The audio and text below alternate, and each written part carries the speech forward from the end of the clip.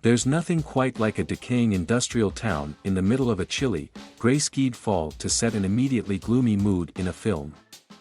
Not that Scott Cooper's Antlers needs any help in that department, as it already deals with child abuse, poverty, bullying, hunger, sickness, generational trauma, environmental degradation and ancient native superstitions. Might as well just set it somewhere appropriately dreary as well, right? No one seems to ever smile in this Oregon town, even in line for the ice cream shop. Just to hammer the point home, a mournful piano and string soundtrack overwhelms every frame. To quote Seymour Krelborn, it's a place where depression's just status quo. But it gives you a good sense of what's in store for the next 90 minutes.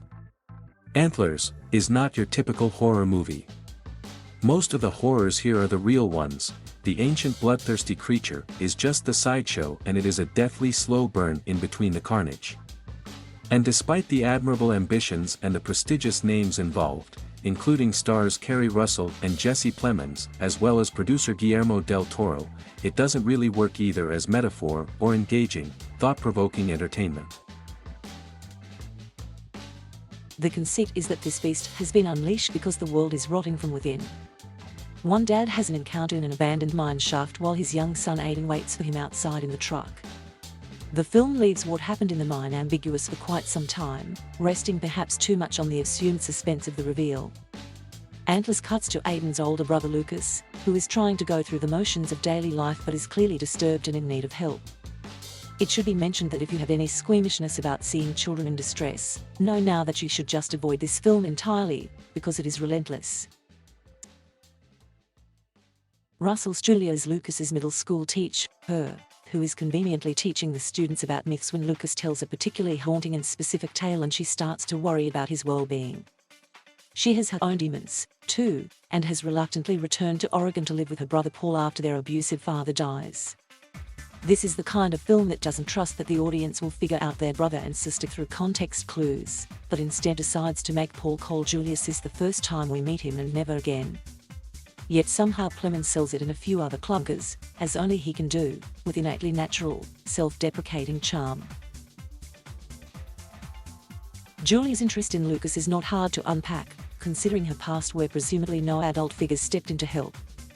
The film piles depressing metaphor on top of depressing metaphor to its own detriment. Instead of making you think, it kind of just makes you scratch your head. And of course things just continue getting more disturbing the more she digs into the home life of the Weavers, which sets off a series of ripple effects, including unleashing the beast on the already blighted town and making her brother's job more difficult. Russell sells her part, too, and is believable as a recovering alcoholic who is not at all over the traumas of her childhood.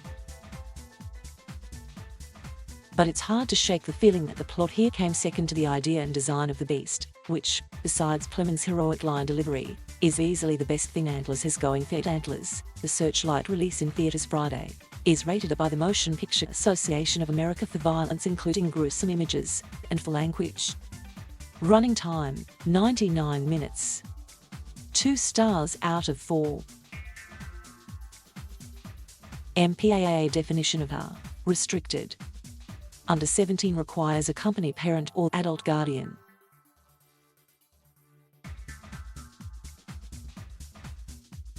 Thank you for watching. Please subscribe.